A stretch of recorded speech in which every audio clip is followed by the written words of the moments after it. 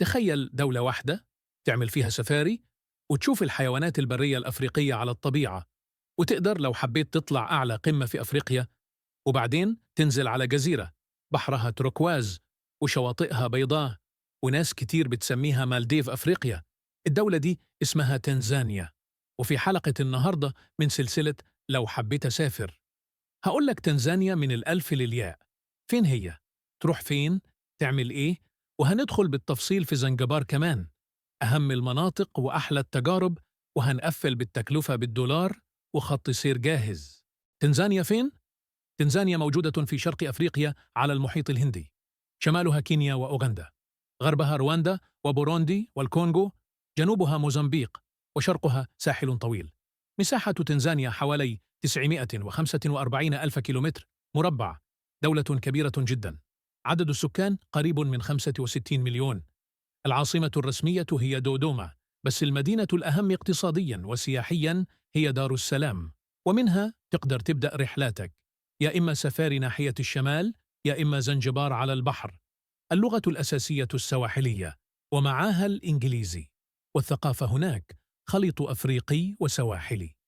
وفي الساحل هتلاحظ تأثير عربي واضح. أحسن وقت للسفر، تنزانيا لها أوقات ذهبية. أفضل وقت للسفاري يونيو إلى أكتوبر، جو لطيف وأمطار قليلة والحيوانات واضحة.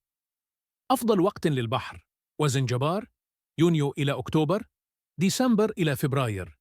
تجنب مارس إلى مايو، أمطار قوية.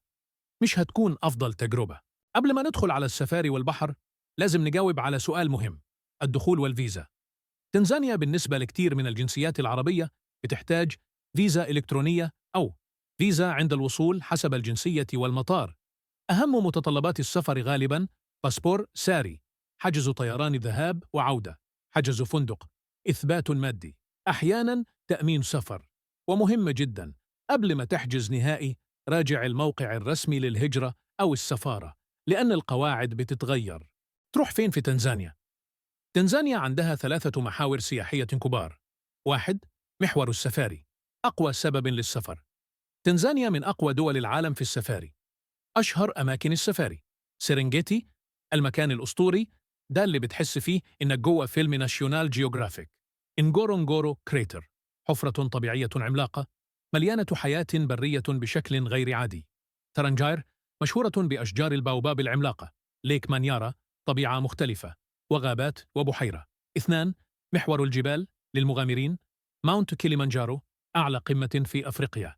دي تجربة عالمية، بس محتاجة تجهيز ووقت وتكاليف أعلى من الرحلة العادية.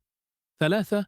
محور المدن والساحل، دار السلام، مدينة كبيرة على البحر، بوابة أساسية لتنزانيا وزنجبار.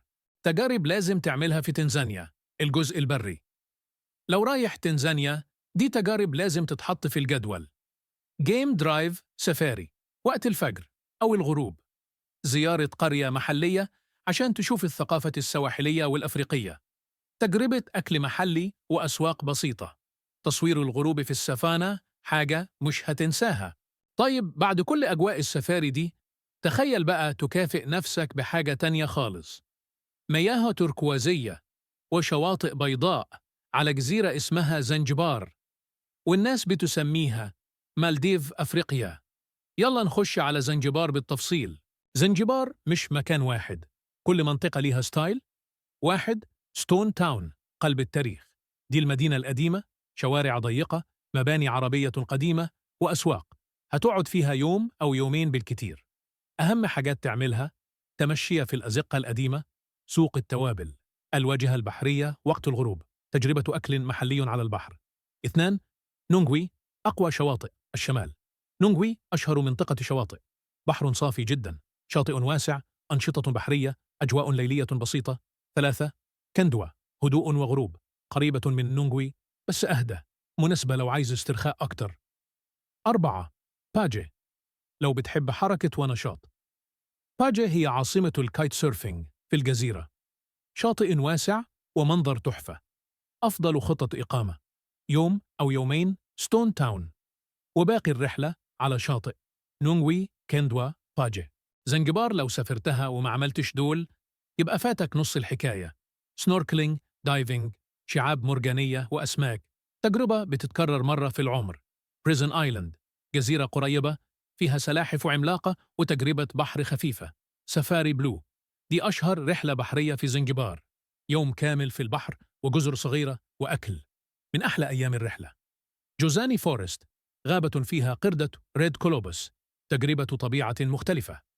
سبايس تور، زنجبار معروفة بالتوابل، رحلة التوابل لطيفة ومش غالية. تجربة السانست على الشاطئ، دي حاجة بسيطة بس سحرية، خصوصا في كندوا.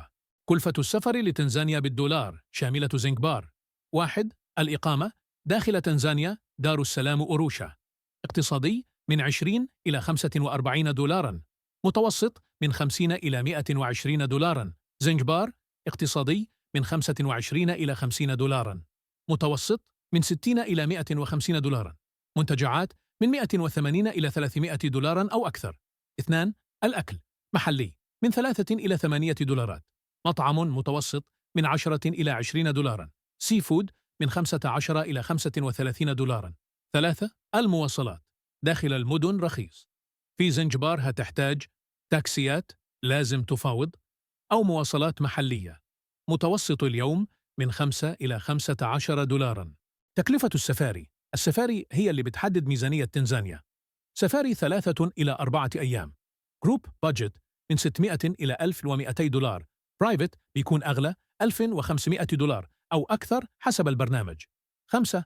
متوسط ميزانية اليوم: لو زنجبار فقط اقتصادي من 45 إلى 75 دولارا، متوسط من 90 إلى 150 دولارا. لو سفاري مع زنجبار، ميزانية الرحلة بتزيد بسبب السفاري، لكن التجربة تستاهل. خط سير 8 أيام، أفضل تجربة: يوم 1 وصول دار السلام، اليوم الثاني إلى الخامس سفاري سيرنجيتي وانغورونغورو، يوم 6 انتقال لزنجبار، يوم 7 ستون تاون وسبايس تور، يوم 8 سفاري بلو وبحر. خط سير 6 أيام اقتصادي: يوم 1 دار السلام، يوم 2 انتقال زنجبار، يوم 3 ستون تاون، يوم 4 بريزن آيلاند، يوم 5 سافاري بلو، يوم 6 بحر وسنوركلينج. الخلاصة: تنزانيا من أقوى دول أفريقيا سياحياً، لأنها بتجمع حاجتين نادر تلاقيهم مع بعض: سفاري عالمي وجزيرة بحرية خرافة زي زنجبار. نصيحتي لو حابب تسافرها، تنزانيا محتاجة أسبوعين، أسبوع زنجبار وأسبوع سفاري عشان تستمتع بأحلى تجربة. اكتب لي في التعليقات تحب الحلقة الجاية عن أنهي دولة، وما تنساش تعمل سبسكرايب وتفعيل الجرس عشان سلسلتي لو حبيت أسافر مكملة، وكل حلقة هنقولك أعمل إيه هناك.